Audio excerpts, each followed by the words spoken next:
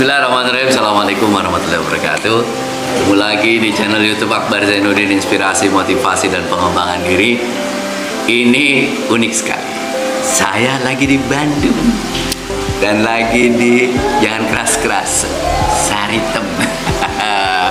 Tapi menariknya ini saya sedang ke komplek Saritem yang dulu salah satu komplek lokalisasi di Bandung.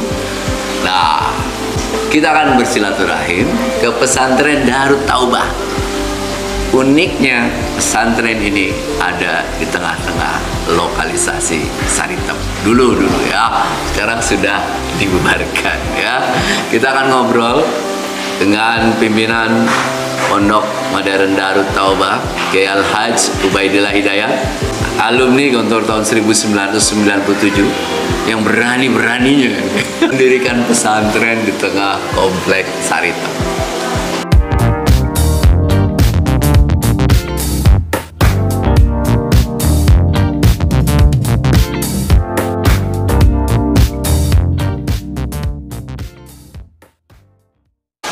Assalamualaikum Kiai. Waalaikumsalam Ustaz.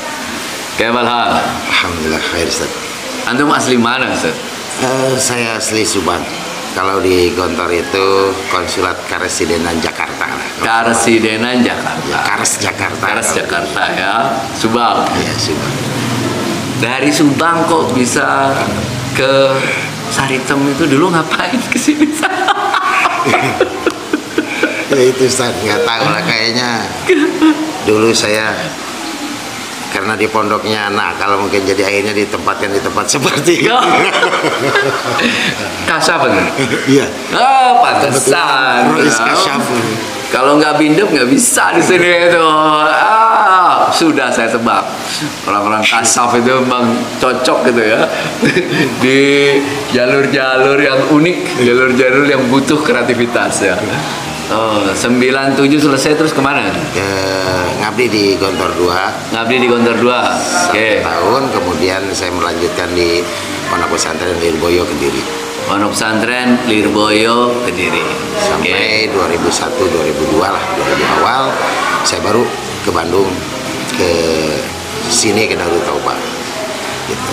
Dulu kan masih single, ya? single. Masih single. Terus ke sini, Yes. ke komplek lokalisasi. Antum ngapain ke sini itu? Tajribah aja. Oh, tajribah. Aduh. Kayak tuh itu. Dulu itu setelah dari Lirboyo saya ke sini, kemudian diminta sama paman paman untuk ngebantuin sekalian hikmah lah, kita mencari atau kata istilah pondok salaf itu tabaruk. Oh, Tabarukan, kita ngaji, artinya kitab-kitab yang ringan-ringan gitu di pondok-pondok kecil gitu, itu namanya tabaruk kalau istilah pondok salafi.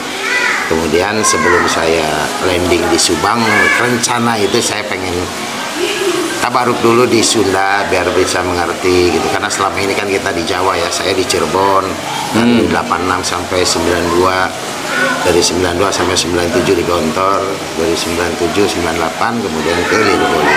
Artinya budaya Jawa itu yang lebih kental ada di kita lah, hampir 17 tahun saya berarti di Jawa. Jadi akhirnya pengen mengguar Sunda budayanya. Sudah. Nah, gitu, karena saya orang Sunda aslinya kan gitu. Ke Bandung diajak paman. Iya. Kemudian Paman itu di mana memang? di Pondok Pesantren Sukamiskin. Oh, di Pondok Pesantren Sukamiskin. Ya.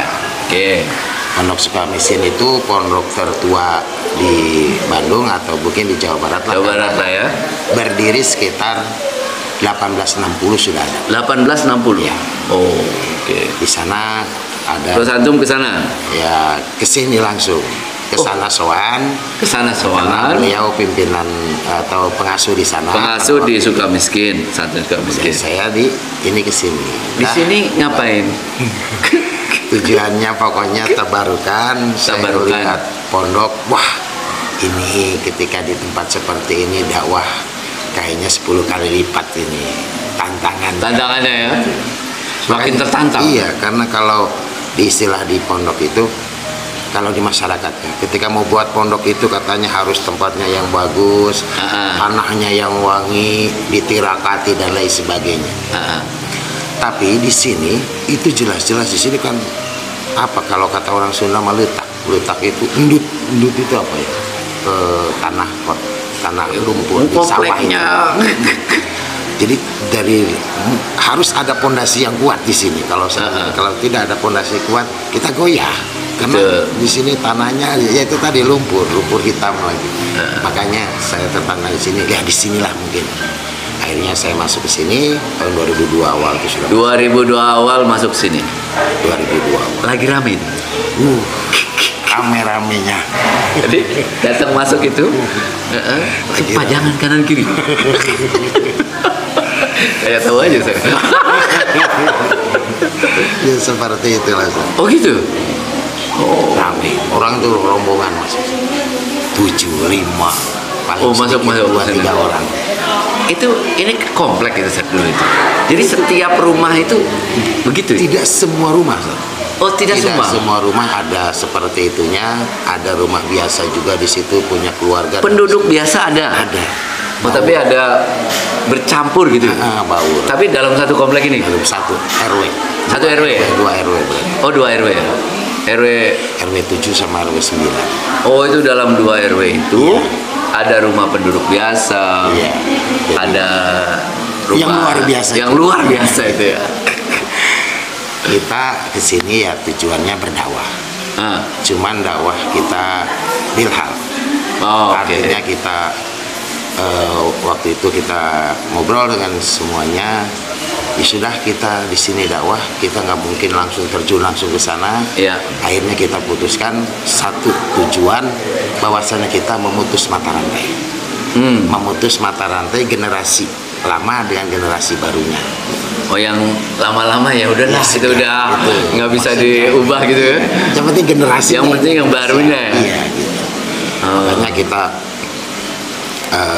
datangi rumah-rumah itu, ya tetangga-tetangga yang sekitar pondok itu kita datangi, anaknya kita tarik, yang mau ngaji di sini kita ajari. Sekarang alhamdulillah udah 150 orang yang tahun ini saja.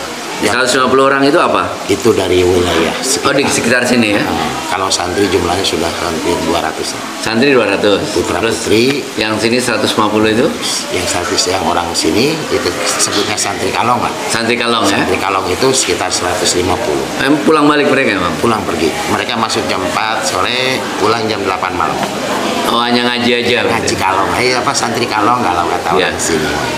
Jadi mereka nggak tidur di sini, pulang ke rumah karena pulang ke rumah sekolah. Itu dari 2002 itu. Dimulai 2002. Mulainya dari apa di sini, Sir?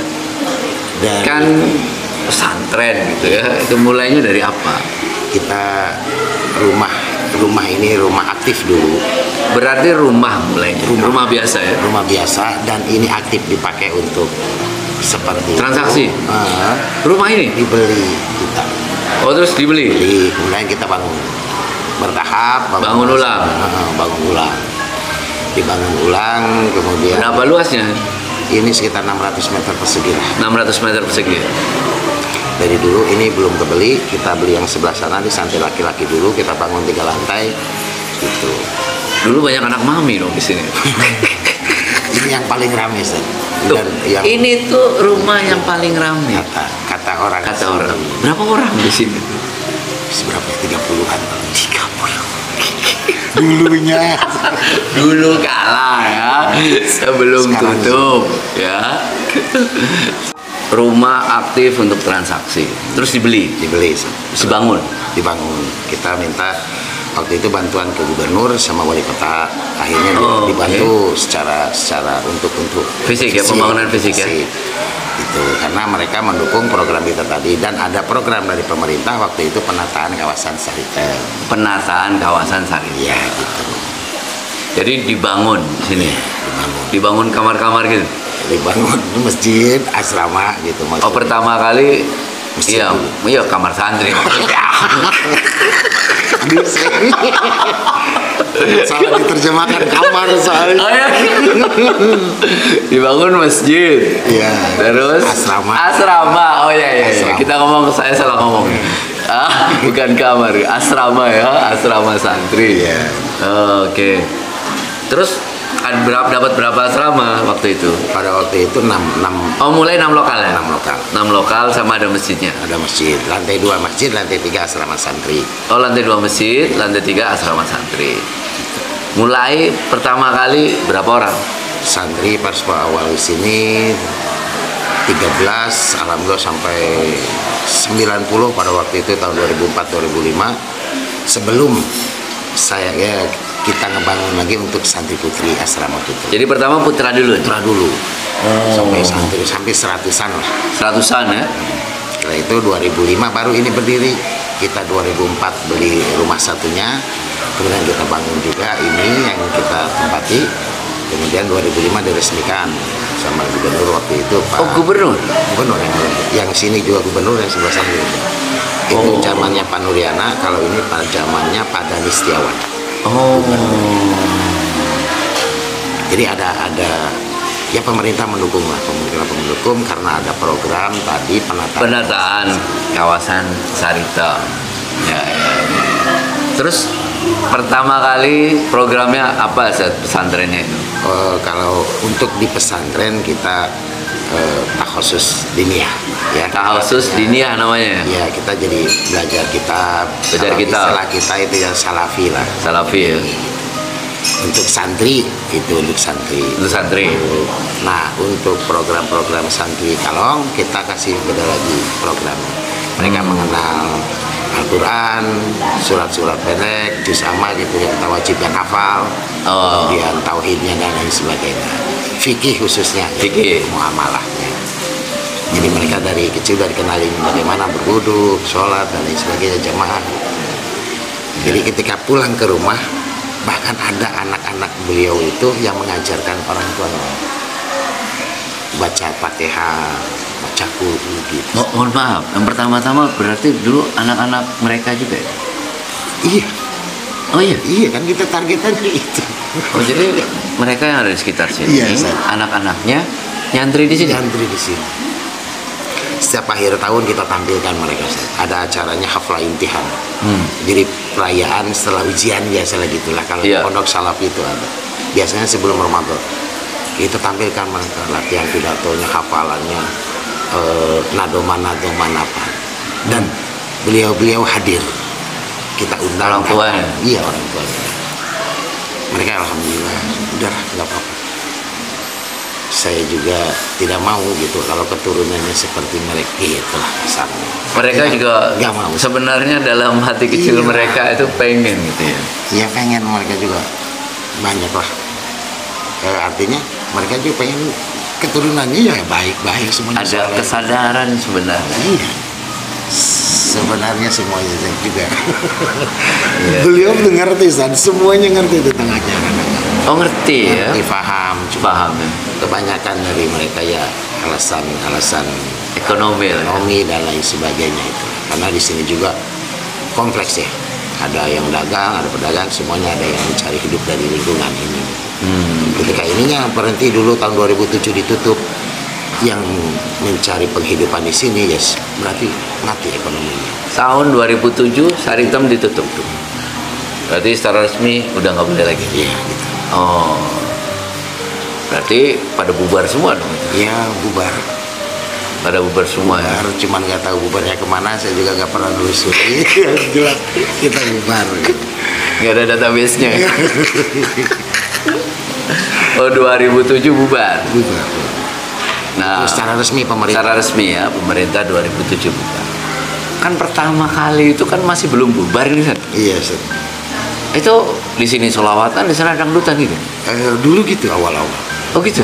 Jadi kita adan, mereka dangdutan. Kita nggak menegur mereka. Bahkan yang persis di samping pondok itu ketika kita adan maghrib, mereka masih musik. Kita nggak tegur. Tapi justru yang menegur mereka itu kalangan mereka sendiri. Oh, ada kesadaran di mereka gitu. Jadi kalau bahasa Indonesia mah, kalau bahasa Sundanya cik atuh euy. kurang teh sholat itu atau ngehargaan. Oh. Kita ini sholat enggak atau ya minimal menghargai. Paling nggak menghargai lah orang azan gitu ya. Iya gitu. Oh. Akhirnya dengan mereka sendiri, ya alhamdulillah mati sendiri, artinya mereka tidak pernah ada musik lagi. Dulu setahun 2 tahun aja awal-awal. Setelah itu ya nantilah maghrib kita dengar, nggak pernah ada. Semuanya ya sebagaimana biasa kehidupan. Natural aja lah ya. Dulu mau ada musik awal-awal. Tapi ya kita tadi nggak tegur, nggak apa, ya biarkan saja lah. Toh adan juga ada musik, nggak ada musik, adan tetap kita kumandangkan. Tapi kan santri-santri awal kan juga mereka dari anak-anak mereka sih ya. Iya gitu, dari anak-anak mereka kita ajarin. Ada yang bisa masuk ke sini, ada yang nggak bisa, kita privat ke rumahnya.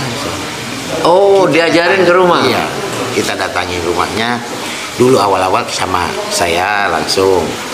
Karena kalau anak santri takutlah karena masih ini. Dan itu pun saya juga setiap sore atau siang gitu, kalau malam enggak. Karena biasanya aktivitasnya itu kebanyakan malam kan dari sana. Makanya saya sore jam-jam 4 yang masih ya steril lah, artinya tidak banyak hilir mudik ke kegiatan gitu. Pikuk kehidupan di sana gitu. Jadi mulai santri dari luar komplek ini kapan, Sen? Kalau dari luar, dari 2000 juga sudah ada. Oh, sudah ada ya? Oh, jadi kira-kira terbagi dua ya? Gitu. Jadi ada yang mukim, ada yang non mukim lah gitu. Yang dari mereka itu banyak non mukim berarti? Gitu. Santri kalong. Santri kalong di sini ya? Kalau yang mukim berarti dari luar? Dari luar, dari Jawa Barat. Jawa Barat lah ya? Jawa Barat ada. Jawa Barat ya? Ada yang dari Sukabumi Selatan gitu ya. Ada yang dari Cianjur Selatan, Cidaun, Surabaya, Jampang, terus dari Subang, Cirebon, Tasik. Ada yang dari Lampung, santri saya. Oh. Lampung, Palembang. Dari santri mukim pondok. Ya, itu santri normal ya. Iya. Tapi kalau santri yang Darun Nikmah itu se-Jawa Barat juga banyak itu. Oh, Darun Nikmah. Kalau ini kan Darun Taubah. Yang satu Darun Taubah, yang satu Darun Nikmah. Dahsyat. Nah, perkembangannya santri sampai sekarang berapa sih? Ada sekarang hampir 200. 200 itu yang kalong sama yang mukim? Kalau sama yang kalong hampir 350. Itu yang mukim aja berarti yang 200 yang itu? 200 mukim aja, putra-putri. Putra-putri? Ya. Dan semuanya free. Oh, free? Majanan? Dari mana itu? Ya dari teman-teman, alumni, rekan-rekan kita, para alumni, gitu. Ada yang ngasih beras. Mereka karena tahu pondok saya di sini itu semuanya free. Mereka yang ini buat beras santri. Alhamdulillah teman-teman kita banyak yang jihad, beliau usaha di luar, dititipinnya di sini. Gitu. Ladang amal beliau lah. Iya. Kita mengelola buat mereka. Iya, betul. Jadi dari awal tuh gratis loh. Sampai sekarang alhamdulillah. Itu guru berapa orang sekarang? Sekarang kalau yang kita di sini 6. Saya duduk sama istrinya, kakak saya yang mengasuh putra, itu Ki Haji Ahmad Haidar beserta istri, saya dengan istri. Dibantu sama santri-santri senior. Oh, santri-santri senior ada. Oh, karena mereka sudah belajar kitab ya, jadi ngajarkan ke gitu. adiknya gitu ya. Kayak kita mah gitu, kalau udah kelas 6 ngajaran Darsul Masa gitu ya. Oh. Dan antum kan dari Gontor, Seth. Yang diambil dari Gontor apa nih di pesantren? Banyak, Seth. Saya menerapkan ke teman-teman itu, ke anak-anak itu ya. Bahasa salah satu. Bahasa ya? Arab Inggris? Iya. Inggris saya datangkan juga dari yang punya kursus di luar. Teman-teman saya yang di Bandung punya kursus di luar, itu saya suruh ngisi seminggu sekali hari Jumat. Bahasa Inggrisnya, bahasa Arabnya mereka setiap pagi sama teman-temannya, sesama saya juga. Kemudian disiplin sama disiplinnya kurang lebih sama lah ya. Pelajaran makan hampir sama ya, pelajaran Gontor sama di pondok juga, tafsirnya, tauhid semuanya sama lah, cuman beda kalau di Gontor itu dipakai diktat atau buku, kalau kita kitabnya langsung, kitab kuning gitu ya. Sama aja. Ya. Ini gangguan itu ada nggak? Alhamdulillah, selama saya di sini itu tidak pernah ada, apalagi secara fisik gitu. Oh, nggak ada ya? Nggak ada, alhamdulillah. Karena dari awal kita langsung kita rangkul mereka, saya dekati mereka, saya datangi mereka. Saya ngobrol, kita mau apain ya, kita ngobrol, kita bersaudara gitu. Artinya dulu awal-awal mungkin mereka nggak tahu pondok itu apa gitu. Pondok itu bagaimana, tapi setelah kita datang, pesantren itu gini. Dan kita tadi itu, kita kesini dakwah bilhal, artinya kita berdakwahnya, mereka melihat perilaku kita, bagaimana kita bersosialisasi, kemudian ngajarin anak-anak mereka bagaimana, pondok itu gini. Akhirnya mereka, alhamdulillah, sekarang mereka sudah tahu dan butuh kepada pesantren. Dulu mereka malah sekarang itu merasa butuh. Ya, karena melihat anak-anaknya alhamdulillah sekarang udah ada yang S1 nikah keluar ini. Jadi mereka keluar dari kehidupan, dari circle ini lah. Berhasil anak-anaknya itu ya, mengeluarkan ibunya gitu ya dari kehidupan ini. Sedikit demi sedikit. Pelan-pelan ya. Nggak ada gangguan fisik. Tapi yang godain banyak. Kalau yang godain mah. Aduh. Sini Mas Ustadz gitu. Ya ada saudara, tapi ya gitulah, apalagi dulu ya. Imannya harus kuat dong. Iya, alhamdulillah. Itu bujangan lagi. Waduh. Makanya saya 2004 nikah. Cepet-cepet ya. 2 tahun. Kan cepet-cepet sih. Waktu itu saya 2004 ya udah 30 deh. Oke. Iya. Udah kematangan ya. Alhamdulillah, tapi nggak ada ganggu gimana gitu. Mereka tahu gitu ketika kita paham ya, posisinya itu paham ya. Makanya ketika saya dakwah di sini, kita bergaul sama orang sini, atribut pesantrennya, kalau pondok salaf itu kan ya sarung, saya lepas. Dulu saya lepas, saya nggak pakai sarung begini, saya pakai lepis, pakai kaos, saya gaul ke rumah mereka. Biar menyatu lah ya. Jadi kita ngikuti bahasa kaumnya gitu, artinya ketika kitanya pakai bahasa kita sendiri masuk ke bahasa mereka, mereka pasti bakal. Tapi ketika mereka nganggap orang lain, kitanya tahu paham bahasa mereka, ya kita bisa masuk dan kita bisa ngobrol. Ternyata lebih enak begitu. Ketika saya pakai kaos itu masuk ngobrol dengan bahasa mereka. Ini ke depan antum visi harapan ini pengennya ya pesantren ini Darut Taubah ini seperti apa sih? Ya mudah-mudahan saya pengen di pondok di sini itu jadi lembaga pendidikan, tidak hanya pondok salafi saja, tapi yang formalnya juga kita punya sekolah sampai perguruan tingginya, mudah-mudahan di sini bisa terwujud. Formalnya apa di sini? Sekarang baru sanawiyah sama aliyah. Sanawiyah aliyah. Itu pun kita masih nginduk ke yang lain. Oke. Nggak apa-apa, yang penting mereka ngajinya iya, ijazahnya. Mudah-mudahan di sini, karena kan tanah-tanah yang Pemda itu yang terbengkalai di sini juga banyak. Artinya kita manfaatkan untuk pendidikan, why not? Betul. Mungkin bisa kita minta. Dan kalau seandainya di sini mercusuar gerakan Islam ya, mudah-mudahan tercapai. Itu aja sih. Kita mau memancarkan mercusuar tadi. Nah, ngomong-ngomong, Sari Hitam ini kan udah ditutup, Set. Yes. Masih ada nggak? Ada sih. Masih ada. Ada kayaknya. Dikit-dikit lah. Ya nggak bisa ya di total hilang itu nggak bisa ya. Itu dosa dosa lalu itu pasti terulang itu. Kita yang makanya meminimalisir, tapi yang sering kita obrolin dan lain sebagainya, alhamdulillah semuanya ya minimal mereka ketika adhan ke masjid gitu, dan sedikit demi sedikit terus mereka mengalihkan perekonomiannya, belajar sedikit. Terima kasih banyak ini Ustaz. Barakallahu fikum, mudah-mudahan wa iyyakum antum kuat imannya di sini. Doanya saya. Kayaknya nggak banyak orang yang kuat ini. Luar biasa tuh ini. Teman-teman aja pada takut main di sini. Saya takut. Layak wah iman nih, sop ini. Mudah-mudahan selalu sehat atau sehat sama keluarga besar sini. Mudah-mudahan ini bisa menjadi tempat peradaban umat, peradaban Islam lahir dari sini. Ini suatu yang saya kira luar biasa, kawan-kawan sekalian, kita doakan, kita dukung selalu. Mudah-mudahan Pondok Darut Taubah ini terus bisa berkembang, amin, terus menjadi tempat ilmu ya, tempat orang-orang yang bertaubat, tempat di sini peradaban itu bisa dimulai untuk masa depan kita yang lebih baik. Terima kasih, sampai ketemu di video-video selanjutnya. Syukran Zat. Assalamualaikum warahmatullahi wabarakatuh.